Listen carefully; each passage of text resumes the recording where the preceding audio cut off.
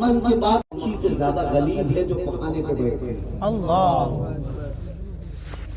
یہ امام اعظم رحمۃ اللہ تعالی علیہ کا فرمان ہے۔ اس لیے وہ صرف اور صرف مال کی وجہ سے اللہ کی دی ہوئی نعمت کے ساتھ خیانت کر رہا ہے۔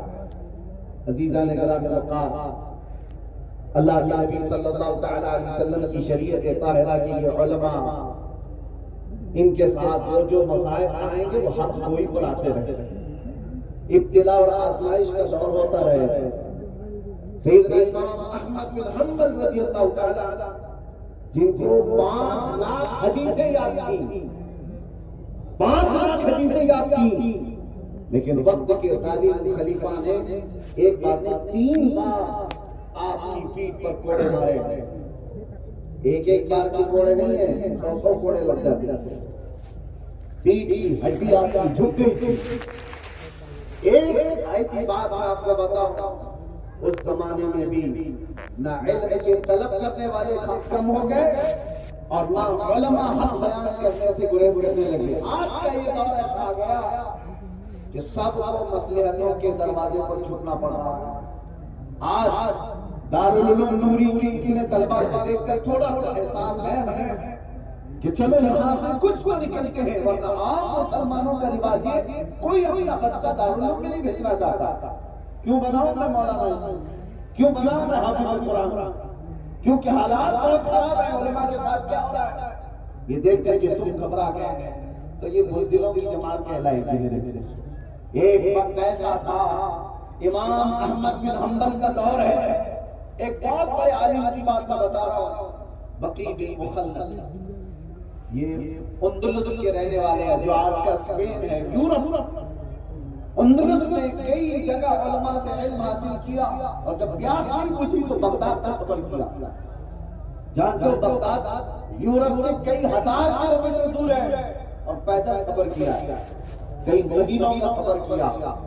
جب بغداد پہنچے تو اس وقت لوگوں سے پوچھا کہ امام احمد بن حنبل کہاں ہے؟ تو لوگوں نے بتایا امام احمد بن حنبل پر پابندی لگائی گئی ہے، پولیس کا پہرا لگا رہتا ہے۔ سارے لوگ ان سے مل نہیں سکتے، کوئی بھی جا نہیں سکتا۔ وقت کے خلیفہ نے امام احمد بن حنبل پر پابندی لگائی ہے کہ وہ بیان نہیں کر سکتے، کسی سے حدیث نہیں بول سکتے اور کوئی ان سے پڑھنے کے لیے آ نہیں سکتا۔ اس جرم میں حق بیان نہیں۔ امام احمد بن حنبل اپنے دور کے وہ عظیم فقیہ، وہ عظیم محدث جنہوں نے وقت کی طاقتوں کی پرواہ نہیں کی، حق بیان کرتے رہتے اور اس کی پاداش میں ہوا کیا؟ پابندی لگائی گئی، جیل بھیجا گیا، کوڑے مارے گئے۔ اور بقی بن مخلد کہتے ہیں میں ہزاروں کلومیٹر دور کا پیدل سفر کر کے آیا تھا علم حاصل کرنے کے لیے امام احمد بن حنبل کے پاس، لیکن بغداد پہنچا تو میرے ارمانوں کا خون ہو گیا۔ اتنے زمانے سے چل رہا ہوں۔ یار وہ بچے صبح سے شام تک کا سفر نہیں کرتے علم حاصل کرنے کے لیے، انہوں نے مہینوں کا سفر کیا تھا اور جب پہنچے تو سنا کہ امام احمد بن حنبل پر پابندی لگائی گئی، یہ بیان نہیں کر سکتے۔ یہ سارے حالات آ سکتے ہیں۔ علماء آج سوچ رہے ہوں گے، میں سب سے آگے کہتا ہوں اللہ وہ دن نہ لائے، لیکن ظالم اس ساتھ میں بھی بیٹھے ہیں کہ ہماری مسجدوں کی آوازیں بند ہو جائیں، ممبروں سے نکلنے والی آزادی کی آواز ختم ہو جائے، اذانوں پر پابندی ہو، یہ ساری چیزیں لائی گئی۔ لیکن یہ دور پہلے بھی آ چکے۔ بقی بن مخلد اس وقت بغداد کے علماء سے پوچھنے لگے کوئی اور بڑے محدث ہیں یہاں پر؟ لوگوں نے کہا آپ فلاں مسجد میں جائیے، شیخ ہیں حدیث بیان کرتے ہیں۔ جا کے دیکھا بہت بڑے شیخ حدیث بیان کر رہے ہیں، کچھ حدیثوں کو ضعیف کچھ حدیثوں کو صحیح قرار دے رہے ہیں۔ بقی بن مخلد نے پوچھا یہ کون ہے؟ کہا یحییٰ بن معین، بڑے محدث تھے۔ علماء کو بھی اب یہاں پر جو خارجی علماء ہیں ان کے سلسلے میں بھی میں باقی یہاں مجھ سے سارے بڑے علماء بیٹھے ہوئے۔ ہوتا کیا ہے ایک عالم کے ساتھ اگر مصیبت پیش آئے تو دوسرے علماء کو کیا کرنا چاہیے؟ پیچھے بیٹھ کر کے یہ دیکھیں کہ بہت بولتا تھا اندر چلا گیا نا، اب دیکھو اس کا تماشا کیا ہوگا۔ یہی کریں گے، کسی کی گرفتاری کا مذاق اڑائیں گے۔ یحییٰ بن معین بہت بڑے محدث تھے، ان کو آزادی کی بیان کرنے کی بیان کر رہے تھے۔ اور بقی بن مخلد ایک بہت بڑا عالم ہے، حدیث سننے کے لیے آیا، کیا کر کے یحییٰ بن معین کے پاس کھڑے ہو، حدیثیں سنا اور اس کے بعد ان سے کچھ سوالات کیے اور اتنے سوالات کرے تھے لوگ پریشان ہو گئے. پھر آخر میں انہوں نے کان میں جا کر کے پوچھا یحییٰ بن معین سے کیا امام احمد بن حنبل کے بارے میں کیا کہتے ہیں؟ ڈرا ہوا ماحول تھا بغداد کا. امام احمد بن حنبل پر پولیس نے کیے، علماء ڈرے ہوئے. ایسے میں بقی بن مخلد آ کر کے یحییٰ بن معین سے پوچھتے ہیں کان میں امام احمد بن حنبل کے بارے میں کیا کہتے ہو؟ آپ نے چلا لگا سامنے آؤ، بلند آواز سے پوچھو، کان میں نہیں میدان میں پوچھو. انہوں نے کہا کہ ڈر نہیں ہے، پابندی لگی ہوئی ہے خلیفہ کی. یحییٰ بن معین اپنی کرسی سے کھڑے ہو گئے اور کہا تم کیا سمجھتے ہو ایسے حالات میں ہم امام احمد بن حنبل کی برائی کریں گے؟ قسم خدا کی آج کے ہوئے زمین کے سارے علماء میں وہ سب سے افضل ہے. سبحان اللہ، وہ سب سے افضل ہے. ایک عالم گرفتار ہے، ایک عالم پر پابندی ہے. یحییٰ بن معین نے حق گوئی کا حق ادا کر دیا. پابندی چاہے کسی کی لگی ہو، جو عالم حق بولتا ہے اس کو ہم مجلسوں میں بیان کریں. میرے عزیزو، آپ اس کے بعد سنیے. مجھے پتا ہے جگہ نہیں ہے، کسی کو کوئی مت بٹھائے، جتنی دیر کھڑے ہیں خاموشی سے کھڑے رہے. جہاں کھڑے آواز تو آئی جائے گی، نظر نہ آئے. بقی بن مخلد نے جب یہ دیکھا بغداد کا یہ ماحول ہے، یحییٰ بن معین تعریف کر رہے امام احمد بن حنبل کی. کہا ان سے ملنے کا کوئی راستہ مل جائے گا؟ کہا کہ ٹھیک ہے، آپ کو ملنے کا راستہ مل جائے گا، فلاں جگہ پر ان کا گھر ہے، آس پاس پہرے داری زیادہ ہے، بہت پہرا لگا ہوگا. بقی بن مخلد سارے پہرے کو توڑ کر کے چلے آئے. کیسے آئے؟ ایک فقیر کا بھیس ڈالتا مانگنے کے، بھکاری کا بھیس ڈالتا. کیا دروازہ کھٹکھٹایا امام احمد بن حنبل کے گھر کا. دروازہ آپ نے کھولا تو سیدھے ان سے کہا امام احمد بن حنبل آپ منع مت کرنا، میں ہزاروں کلومیٹر دور سے سفر کر کے آیا. امام احمد بن حنبل نے پوچھا کہاں سے آیا؟ کہا میں اندلس سے آیا ہوں، اسپین سے، یورپ سے. سمندروں کو پار کرنا پڑتا ہے مجھے افریقہ سے یورپ جانے کے لیے.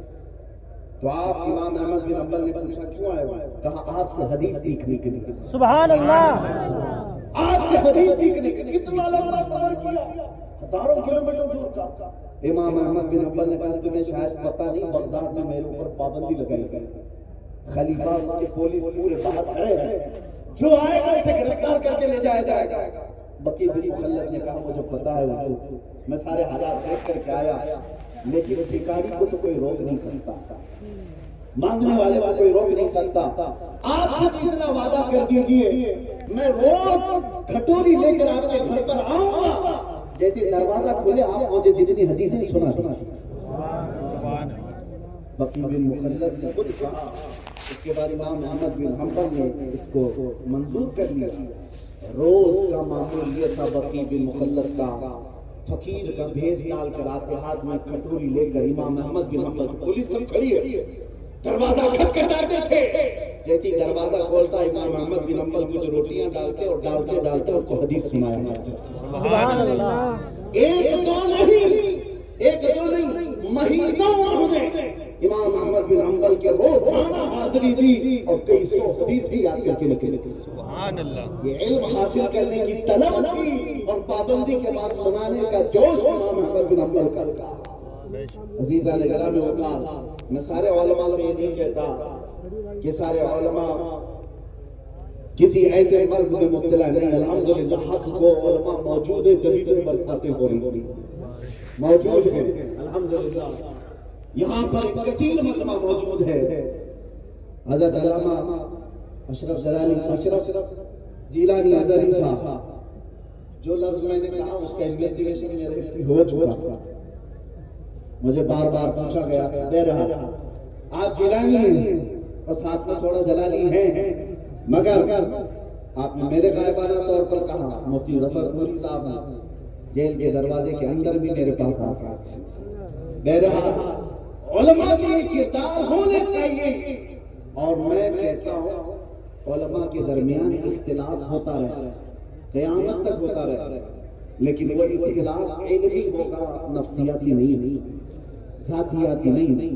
اگر کسی عالم کو کسی عالم کے مسئلے سے اختلاف ہے تو اس کے باپ داداؤں کو نہیں چھیڑا جائے، اس کے خاندان اور اس کے تمام شجرے کو نہیں چھیڑا جائے، اس کے اخلاق و کردار اور اس کے سارے چریتر کو نہیں لایا جائے۔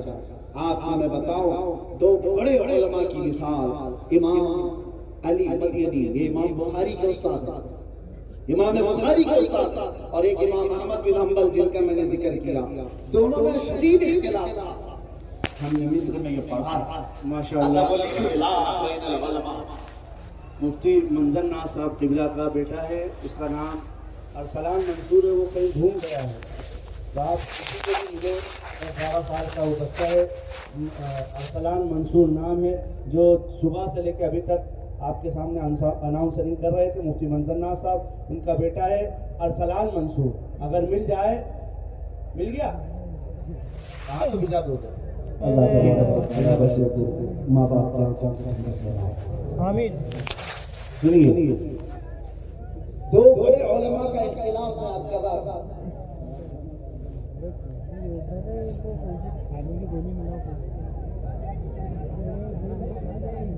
امام احمد بن حنبل اور امام علی مدینی دونوں کا شدید اختلاف مسئلے میں۔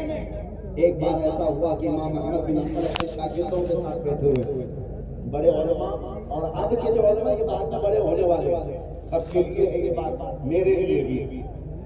امام احمد بن حنبل اپنے شاگردوں کے ساتھ بیٹھے تھے، شیخ علی مدینی اچانک گھوڑے پر سوار ہو کر کے آ گئے امام احمد بن حنبل کے گھر کے سامنے، ان کی درگاہ کے سامنے گھوڑا انہوں نے باندھ دیا اور جلدی سے دروازہ کھولا۔ ان کا جلال دیکھ کر امام احمد بن حنبل نے اپنے شاگردوں کو باہر بھیج دی، جاؤ تم لوگ ہم آپس میں ایک دوسرے سے بات کریں۔ پتہ یہ چلتا ہے کہ بڑوں کے جب مسئلے ہوں تو چیلوں کو بات نہیں کرنا چاہیے، سبحان اللہ، سارا بگاڑ نہیں ہوتا ہے۔ پیرا نمی پرند مریدہ می پرانند، فارسی میں ایک قول ہے، پیر اڑتے نہیں مرید اڑواتے ہیں۔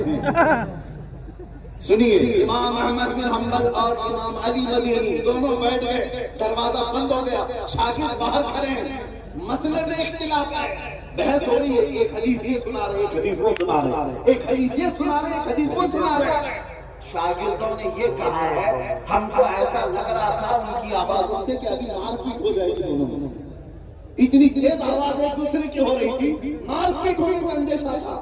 دھیرے دھیرے آواز کم ہوتی رہی، بعد میں دروازہ کھلا، شاگردوں نے دیکھا دونوں چہرے پر کچھ آثار نہیں۔ شیخ علی مدینی نکلے گھوڑے کے پاس، توجہ چاہتا ہوں جو بتانا چاہ رہا ہوں۔ شیخ علی مدینی جیسے گھوڑے پر گئے، امام احمد بن حنبل پیچھے سے آئے، وہ جیسے گھوڑے پر چڑھنے لگے تو اپنے دونوں ہاتھ ان کے پیروں کے نیچے رکھے۔ امام احمد بن حنبل اپنے دونوں ہاتھ شیخ علی مدینی کے پیروں کے نیچے رکھا، انہوں نے ان کے ہاتھوں پر پیر رکھ کر گھوڑے پر چڑھائی کی، وہ گھوڑے پر چڑھ گئے، ہاتھوں پر پیر رکھ کر۔ منظر شاگردوں نے دیکھا اندر کیا چل رہا تھا، یہ کیا چل رہا تھا، سبحان اللہ۔ میرے عزیزو، یہ علماء کے اختلاف کے آداب بتا رہا۔ اس کے بعد جب شیخ علی مدینی چلے گئے، شاگردوں نے امام احمد بن حنبل سے پوچھا، جس مسئلے میں آپ کا اختلاف کا حل ہو گیا؟ حل نہیں ہوا، میں بھی اسی بات پر ہوں، وہ بھی ابھی اسی بات پر، حل تو نہیں ہوا، اتنی بحث ہو رہی تھی، آپ کی حل بھی نہیں ہوا، لیکن جب جا رہے تھے آپ اتنے اختلاف ان کے پیروں کے نیچے ہاتھ رکھا۔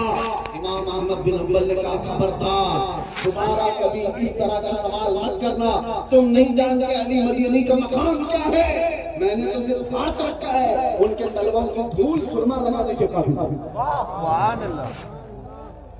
یہ کشادہ ذاتی ہے، یہ وسیع القلبی ہے۔ کاش علماء ادب الاختلاف پر آ جائے تو میرے عزیزوں گالی گلوچ کبھی نہیں۔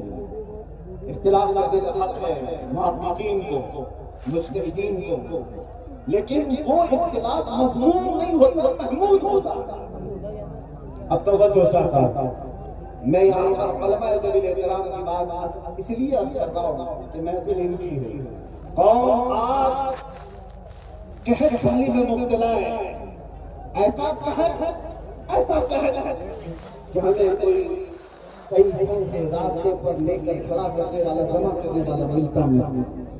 سامنے دیکھ لو ان کی تو میرے عزیزوں، علماء کرام، علماء ربانی، جن کو قرآن نے کہا کونوا ربانی، تم ربانی ہو جاؤ، اللہ کا خوف کرو، اللہ سے ڈرو. یہ چیز اگر آ جائے تو انشاءاللہ رب تعالیٰ ہر خوف دل سے نکال دے گا، ہر خوف دل سے نکال دے گا. جو فارغ ہو رہے ہیں وہ علماء، انہوں نے قربانی کی ضرور ہے، کئی سالوں تک پڑھا ضرور ہے، لیکن اصل کمال اس وقت ہے جب آپ اپنے علم پر عمل کر کے دکھائیں. سامنے ہو رہی تقریر ادھر دے تھوڑی سی گردن نیچے کر کے جو ابھی آنے والا ہے ادھر دے موبائل کی مسجد میں امام بنے گا، کسی مدرسے میں مسجد اکثر یہ ہوگا. اور سب سے پہلا جو ان کے پہلے جائے گا مسجد کے جماعت والے صدر، اراکین، متولی اراکین، ان کے ساتھ ان کے معاملات پیش آ جائیں. اور حد ہو گئی. علماء اس بات کا خیال ضرور رکھتے ہیں، ایسا نہیں کہ ان کی باتوں کو لے کے نہیں چلتے، ہم لے کے چلتے ہیں، لیکن ہوتا یہ ہے اکثر آج مسجدوں میں متولی اور اراکین وہ ہے جو 2 نمبری دھندے کرنے والے، سارے چھٹے ہوئے بدماش کو. میں سب جگہ کی نہیں کرا، اکثر جگہ کی بات کر رہا ہوں. اور سب سے پہلا کام ان کا کیا ہے؟ مولانا جیسا جمعہ میں ہم کہیں گے ویسے ہی بیان کرنا.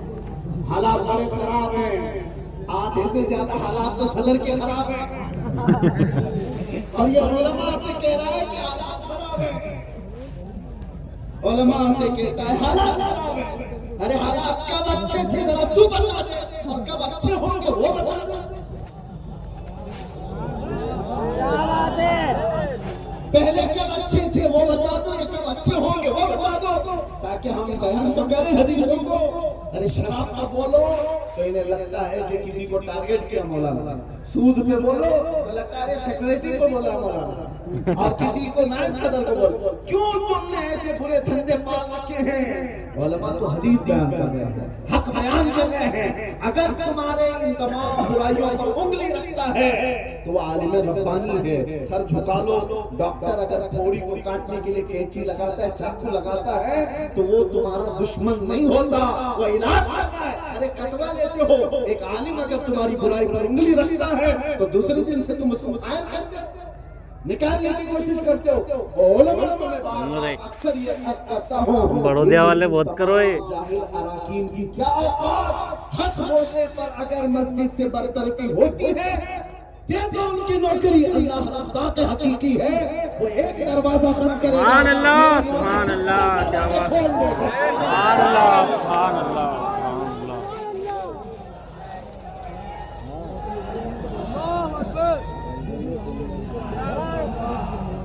اور زیادہ سے زیادہ کیا ہوگا؟ میں آپ کو بتا رہا ہوں 100 کی بات. ابھی چند مہینوں پہلے ایک امام کو اس کے گھر سے کپڑے سے نکالے، امامت سے بھی نکالا، کپڑے اتار کر کے لگائے. کس وجہ سے؟ اس لیے کہ وہاں کے موجود ان کے جو فسادات تھے اس پر بیان کیا کہ تم ہر ایک سے ملتے ہو، بدعقیدوں سے ملتے ہو. اس بیان پر ان کو نکال دیا. اتحاد کو خراب کر رہا ہے مولانا. بیماریوں پر اگر انگلی رکھتا ہے. عالم بھی کون ہے آپ کو میں بتاؤں، بہت بڑے امام ہیں. امام سفیان ثوری فرماتے ہیں وہ عالم جو معاشرے کی برائیوں پر نہیں بولتا ہے وہ عالم ہے ہی نہیں، بلکہ وہ سمجھوتا کر کے چلتا ہے. وہ سمجھوتا کر کے چل رہا ہے. میں تمہیں کچھ نہیں بولوں گا، تو مجھے کچھ نہیں بولنا. یہ تبلیغ ہے ہی نہیں. تبلیغ کیا ہے؟ آؤ میرے آقا صلی اللہ علیہ وسلم کی سیرت پر مکہ کے وہ حالات کو دیکھو. جب آپ نے اعلان نبوت فرمایا تھا تو مکہ کے بڑے رئیسوں نے آ کر کے حضور سے کیا کہا تھا جانتے ہو؟ کہا اے محمد اگر حسین لڑکی چاہتے ہو تو ہم لے کر کے آ جائیں، مال چاہتے ہو تو ہم قدموں پہ نچھاور کر دیں، تم سردار آنا چاہتے ہو ہم سردار بنا دیں گے. آپ جو کہو ہم ساری چیزیں لا کر قربان کر دیں. آپ یہ بولنا بند کرو جو ہمارے خداؤں کو بولتے ہو، ہمارے نفس سے نکالتے ہو، ہمارے برے عیب، ہمارے بری چیزوں کو تم جو بیان کر رہے ہو یہ بولنا بند کر دو. حضور پاک صلی اللہ علیہ وسلم نے فرمایا تم میرے ایک ہاتھ میں چاند لا کر رکھ دو، ایک ہاتھ میں سورج لا کر رکھ دو، جب بھی میں یہ بولنا بند نہیں کروں. یہ رسول اللہ صلی اللہ علیہ وسلم کی سیرت حقہ ہے.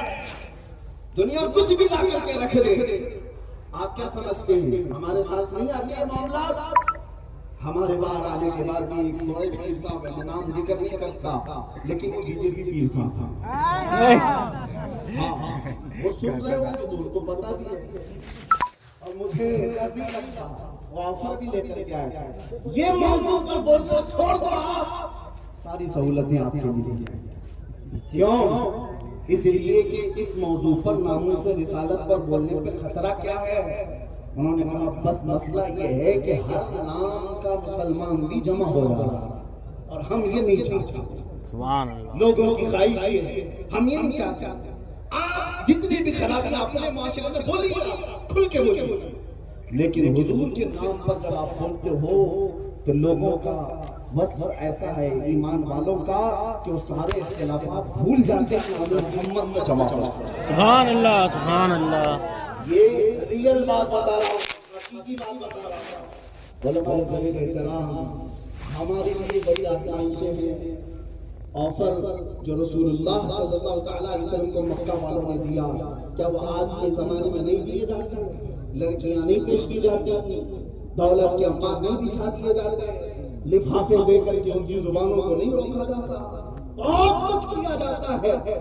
جو پھسل گیا وہ علماء سوء کی فہرست میں چلا گیا اور جماعت آ گیا اور بلال حبشی کی جماعت میں. سبحان اللہ سبحان اللہ. فیصلہ اس کا جو علماء فارغ ہو رہے ہیں، آپ یہ سوچ کر کے نکلو دارالعلوم سے نکلنے والے، اللہ نے یہ منصب عطا کیا ہے، یہ منصب عطا کیا تو دنیا میں زیادہ سے زیادہ کیا ہوگا؟ تمہاری جان لے لی ہے، اس سے زیادہ دنیا میں کچھ نہیں ہوتا. اور اگر مال میں کمی، اولاد میں یا گھر بار کی تکلیفیں دی جا رہی ہیں تو ایک بات ہمیشہ سوچ لینا. لوگ ہم سے کہتے ہیں کہ خیال کرو ذرا چھوٹے چھوٹے بچے بھی ہیں. ایک موضوع صاحب نے کہا کیا ہمارے بیوی بچے نہیں ہیں؟ اس پر کیا کیا مسائل ہو جائیں گے، اندر کر دیں گے، ان کو کون دیکھے گا؟ پڑھا کیا آپ نے سیرت؟ کیا وہ صحابہ کی بیوی بچے نہیں تھے جو رسول اللہ کے ساتھ جاتے تھے؟ بدر میں گئے، احد میں گئے، خندق میں گئے، ان کے بیوی بچے نہیں تھے؟ کیا صرف تمہارے بیوی بچے؟ ایک جنگ ایسی ہے، سعد بن معاذ رضی اللہ تعالیٰ عنہ کی بات کر رہا ہوں، جنگ خندق کے موقع پر صحابہ اتنے زخمی تھے کہ جگہ جگہ سے خون نکل رہا تھا. ایک مہینے تک خندق کھودا، پھر لڑائی کی اور جنگ ختم ہوئی. واپس مدینے جا رہے رسول اللہ کے ساتھ، 5 کلومیٹر کا فاصلہ ہے جنگ خندق سے جہاں ہوئی ہے مدینہ، 5 کلومیٹر کا فاصلہ ہے. بیچ راستے میں جبرائیل امین آ گئے، رسول اللہ سے عرض کیا آقا اللہ کا حکم ہے کہ یہی سے آپ بنو نذیر کی جنگ پر چلیں. مہینوں جو جنگ کر کے آ رہے، تھکے آ رہے ہیں، بیوی بچوں سے دور ہیں، زخمی حالت ہے. رسول پاک صلی اللہ علیہ وسلم نے جیسے جبرائیل کا یہ پیغام سنا، ارشاد فرمایا میں اپنے صحابہ سے پوچھ لوں، یہ تھکے ہوئے ہیں، مہینوں سے اپنے گھر سے دور ہیں. جبرائیل نے کہا آپ اپنے صحابہ سے پوچھیں. رسول پاک صلی اللہ تعالیٰ علیہ وسلم نے اپنے صحابہ کی طرف اور کہا اے میرے عزیز صحابہ، میں جانتا ہوں تم زخمی ہو، میں جانتا ہوں مہینوں سے تم باہر ہو، واقعی میں ہو، لیکن اللہ کا حکم آیا کہ ہم یہیں سے بنو نذیر کے مقابلے کے لیے نکلیں. صحابہ یہ کہہ سکتے تھے کہ آپ گھر جا کر بیوی سے بات کر کے آ جاؤ، بچوں کے حال چال دیکھ کر کے آ جاؤ، مرہم تمبی کر کے آ جاؤ جو زخم ہوئے ہیں، اس کے بعد تازہ دم ہو کر کے پھر نکلیں گے. عقل اور شعور تو یہی کہتے ہیں. لیکن جب رسول اللہ نے پوچھا تمہارا کیا خیال ہے، سارے صحابہ نے ایک زبان بول کر کہا آقا دیر کس بات کی، یہی سے چلے. ان کے بیوی بچے نہیں تھے، ان کی اولاد نہیں تھی. میرے عزیزوں کیا سیرت صرف ہمیں کتابوں کے لیے ہے یا ہماری زندگی کے لیے بھی؟ ہماری زندگی کے لیے بھی ہے. آج کا دور ایسا ہے جو ابتلاء و آزمائش کے لیے پوری قوم اور علماء ذلیل احترام بعض لوگ یہ سمجھتے ہیں میں جاؤں کوئی اور خطیب جائے ہوگا ہمارے ساتھ کچھ انجام برا ہو جائے گا تو کیا اس سے اسلام ختم ہو جائے گا؟ ہمیں اگر پھانسی پر لٹکا دیا گیا تو کیا اسلام ختم ہو جائے گا؟ میرے عزیزوں کتوں کو نہیں پتا. ایک سلمان کو مارو گے رب تعالیٰ ہر گھر میں سلمان پیدا. سبحان اللہ سبحان اللہ. میں میرے نام صرف مسلمان کی حیثیت سے عرض کر رہا ہوں. رب تبارک و تعالیٰ کا قانون ہے یہ. انگریزوں نے 8 دن تک جشن منایا تھا کفایت علی کافی کو پھانسی دے کر. کفایت علی کافی مراد آباد کے رہنے والے تھے. مراد آباد میں ان کو پھانسی پر چڑھایا. 8 دن تک ان کو گورنر ہاؤس میں قید کر کے ان کے جسم پر استری پھیری اور جب چمڑی جلتی تھی تو نمک میں رکھتے تھے اور اس کے بعد پھانسی پر چڑھایا. جگہ بھی نہیں دیکھتے نہیں بیٹھے. جو روکنے والے وہی سب سے زیادہ ڈینجر ہوتے ہیں.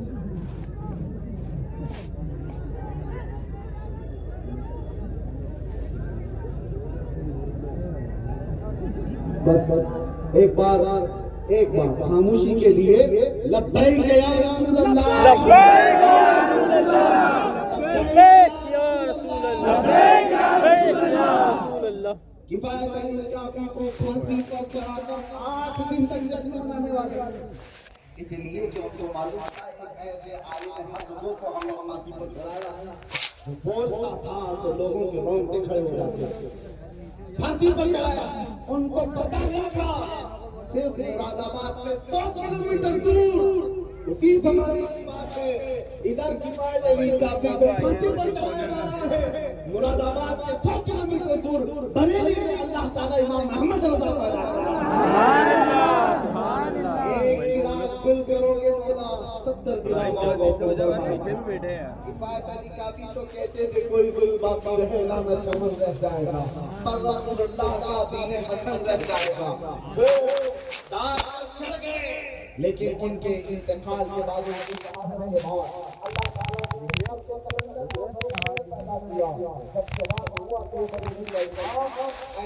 ایسا عشق بھرا تھا کہ جس کی خوشبوئیں 100 سال تک آج ہر مجمع میں محسوس کی جاتی ہے. سبحان اللہ سبحان اللہ. محسوس کی جاتی ہے. عزیزان گرامی یہ دین نہ فنا ہوا تھا نہ فنا ہوگا. یہ کسی کے مٹانے سے مٹ نہیں سکتا. آپ کو فکر کی ضرورت نہیں ہے. آپ کو اپنے دین اور اپنے ایمان کی فکر کی ضرورت ہے. آپ دین اسلام کی فکر کر رہے ہو. قرآن میں اللہ نے وعدہ کیا ہے صبح قیامت تک اللہ کے چراغ کو کوئی اپنے منہ کے بھوکوں سے نہیں بجھا سکتا. نہیں بجھا سکتا. تم اپنے ایمان کی فکر کرو. تمہارے پاس جو دین ہے وہ باقی رہے یا نہیں رہے گا. تمہاری ٹوپیاں اٹھ جائیں گی, تمہاری داڑیاں نکل جائیں گی, تمہارا شعار سب ختم ہو جائے گا. اس کی فکر کرو. ڈاکو آئیں گے اس طرح سے, کبھی ڈر کے ذریعے سے, کبھی لالچ کے ذریعے سے. ان نوجوانوں سے میں خطاب کرتے ہوئے آخری میں یہ عرض کروں گا, اے نوجوانوں, دنیا کی چمک دمک کو دیکھ کر کے جن لوگوں نے مصلحت کی چادر اوڑھ لی اور یہ سوچا کہ چند دن یہاں پر عیش کر کے جائیں گے اور یہاں پر آرام کر کے جائیں گے, انجوائے کر کے جائیں گے, ان لوگوں کا انجام بہت برا ہونے والا ہے. دین کے ایسے حالات کے وقت جنہوں نے رسول اللہ کا دامن چھوڑا. آپ کو میں ایک بات بتا دوں, حضور پاک صلی اللہ تعالیٰ علیہ وسلم نے قیامت کے اخیر پیش آنے والے جو حالات ہیں اس میں ایک جنگ کا ذکر فرمایا, الملحمۃ الکبریٰ. ایک بڑی جنگ ملک شام میں ہوگی. حضور فرماتے ہیں 80 جھنڈوں کے نیچے کفار و مشرکین دشمنان اسلام آئیں گے. ہر جھنڈے کے نیچے 12,000 کی فوج ہوگی. تو تقریباً 9.5 لاکھ کے قریب ہوتی. 9,60,000 کے قریب وہ فوج لڑنے والے مومنین.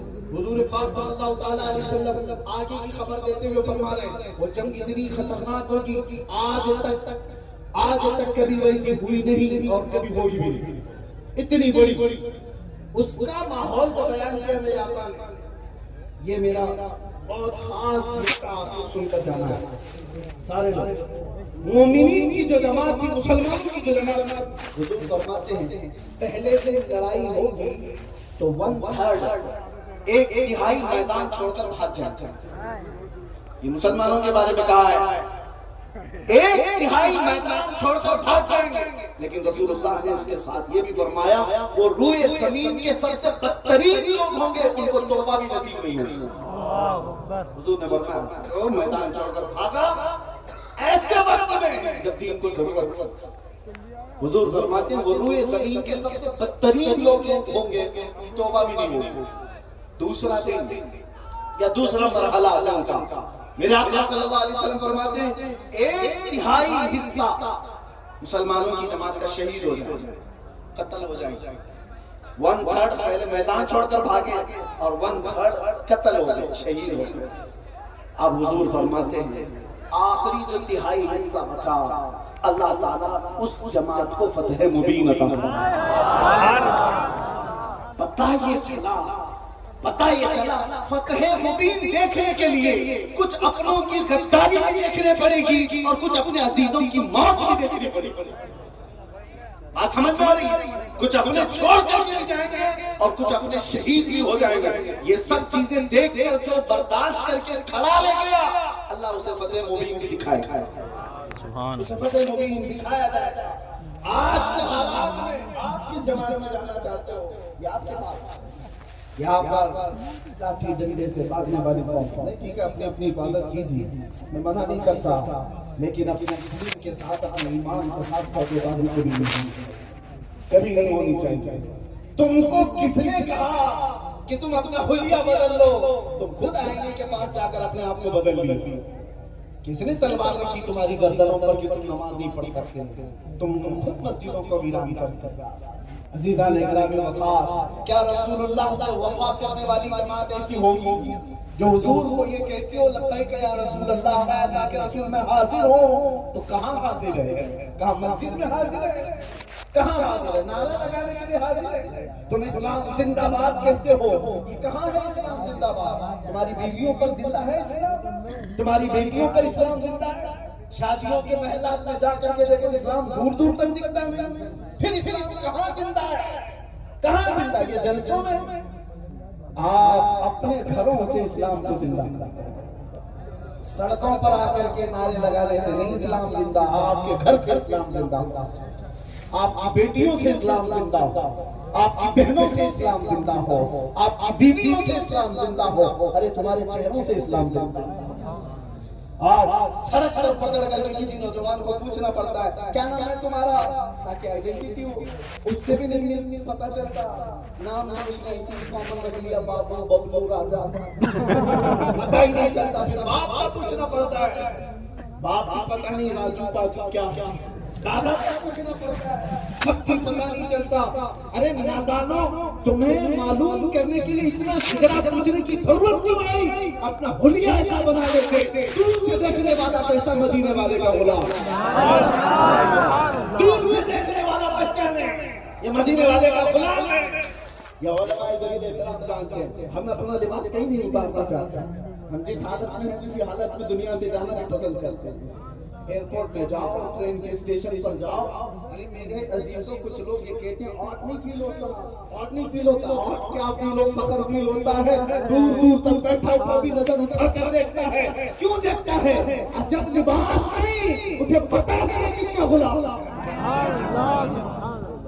اور نہیں فیل ہوتا، فخر فیل ہوتا ہے۔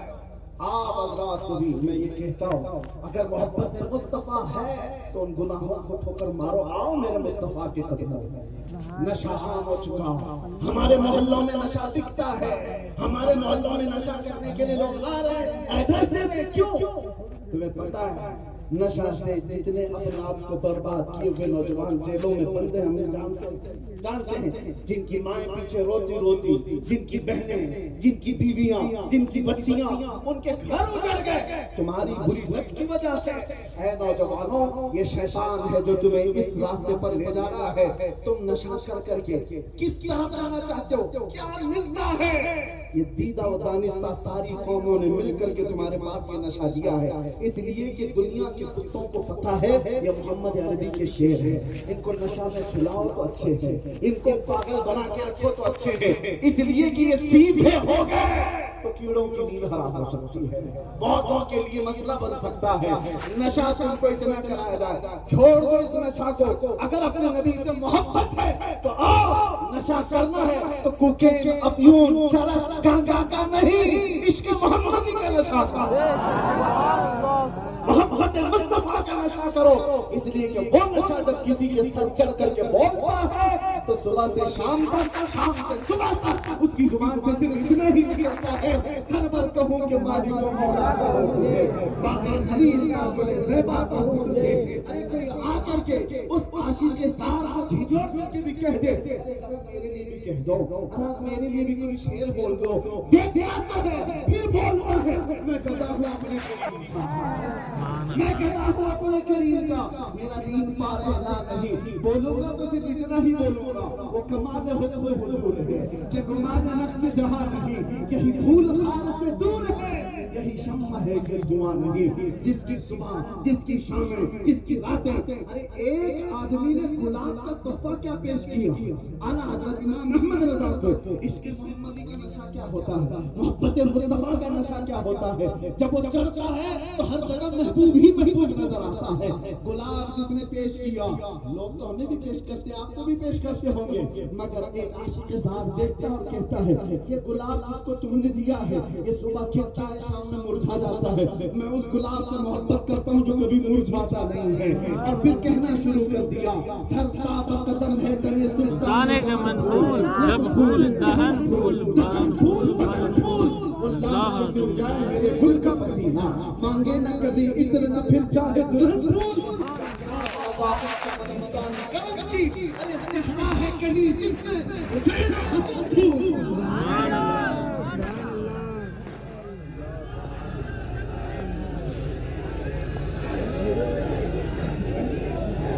عشق محمدی کا نشہ ہو تو پھر آدمی کو دوسرا کچھ نظر نہیں آتا، اور پھر تکلیفیں کس بات کی؟ ہم نے دیکھا ہے جو نشہ میں 36-36 گھنٹے سوئے پڑے رہتے تھے، پولیس ڈنڈے مار مار کے تھک جاتی تھی، وہ اٹھتے ہی نہیں، انہیں پتہ ہی نہیں، درد بھی نہیں۔ تو میں نے یہ دیکھا دنیا کا چرس کھا کر کے آدمی اتنا مدہوش ہوتا ہے اسے ڈنڈے لگتے ہی نہیں، تو یاد رکھو عشق محمدی میں جو مبتلا ہوتا ہے اسے پھانسی کی سزا بھی پتہ ہی نہیں چلتی، گردن نکلنے کا انداز بھی پتہ نہیں چلتا۔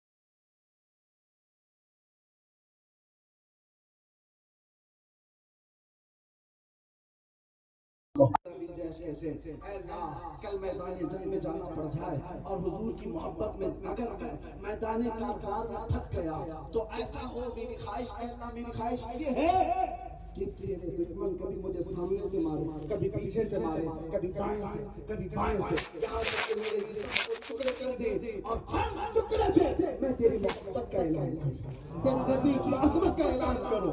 وہ دعا کرتے رہے، دونوں ایک دوسرے کی دعا پر آمین کہہ رہے۔ سنو حدیث میں موجود ہے، جنگ شروع ہوئی، احد کا میدان ہے، شام ہو گئی، جنگ جو ہوئی وہ سارے حالات آپ نے سنے ہوں گے، اس میں 70 صحابہ شہید ہوئے، وہ پتہ تھا ہم کنار جنگ شکست میں تبدیل ہو گئی۔ بعد میں ہوا کیا؟ سعد بن ابی وقاص کی بھی دعا قبول ہو گئی تھی، اور عبداللہ بن جہش کی دعا بھی قبول ہو گئی۔ کیسے؟ سعد بن ابی وقاص ایک بہت بڑے پہلوان کے مقابل میں اس کو مارا، جیسے ان کی دعا تھی، گرایا، اس کے سینے پہ کھڑے ہو کر میرے نبی کی عظمت کا اعلان کیا۔ دوسرے شام ہو گئی تو سعد بن ابی وقاص نے پوچھا، میرا بھائی عبداللہ بن جہش کسی نے دیکھا ہے؟ میرا قریبی جگری دوست؟ صحابہ نے کہا وہ تو شہید ہو گئے۔ تو ان کو بڑا غم ہوا، بہت قریبی یار تھا، بڑا جگری دوست تھا، کہاں ہے ان کی لاش؟ پتا ہے میرے حضور سعد بن ابی وقاص کو صحابہ لے کر کے گئے تو عبداللہ بن جہش کے جسم کے 80 ٹکڑے ہو چکے تھے. اللہ اکبر. 80 ٹکڑے ہو چکے تھے, ٹکڑے بدل چکے تھے. ان کو جمع کیا گیا, سر سے اٹھا. سعد بن ابی وقاص نے دیکھا اور پھر کہا اے اللہ, کل میں نے بھی دعا کی تھی, میرے جگری دوست نے بھی دعا کی تھی, میں نے دعا کی تھی کسی بہادر کے مقابل میں آؤ, میری دعا بھی تو نے قبول کی, اور میرے اس جگری دوست کی دعا بھی تو نے قبول کی. یہ تیری راہ میں مرنا چاہتا تھا.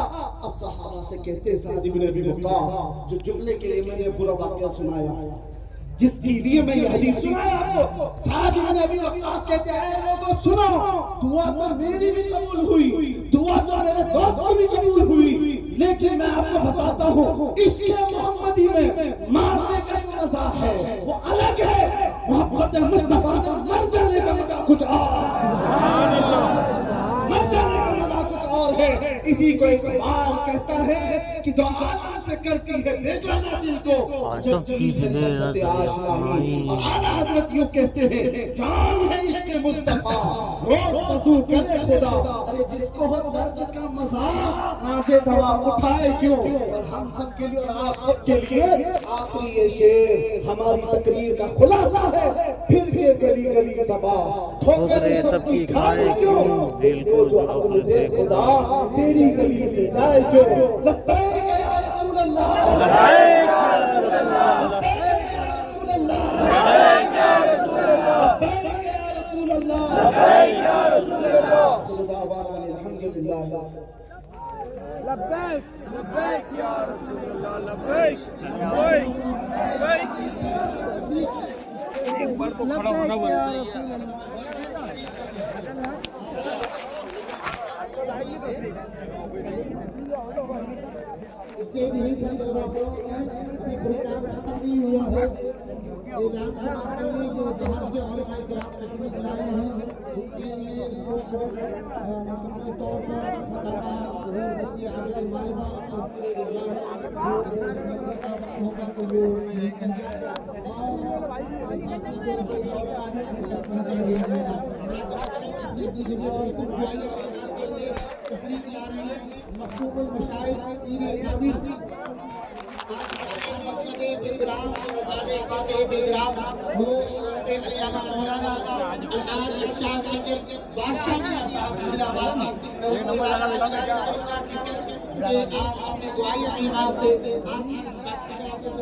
کتنے لگائے میں نے, کتنے لگائے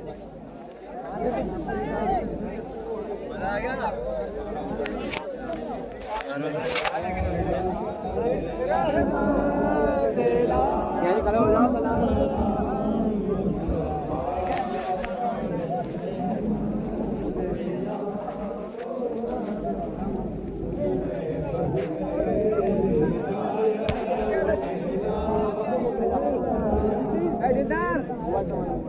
چلا گیا وہ, آرام آرام جائیں گے, لاسٹ میں جائیں گے, لاسٹ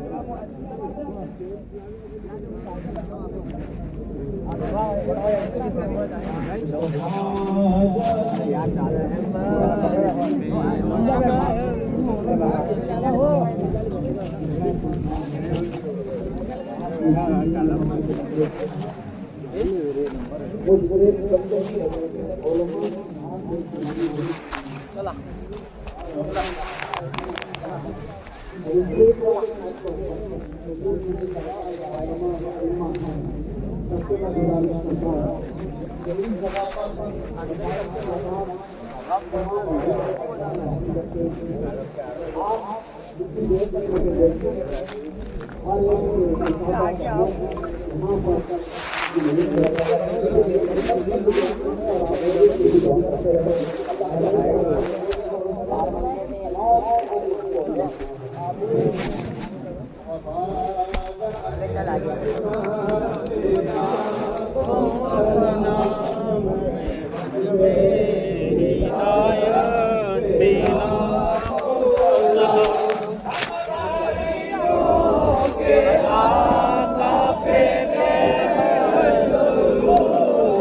غریبوں کے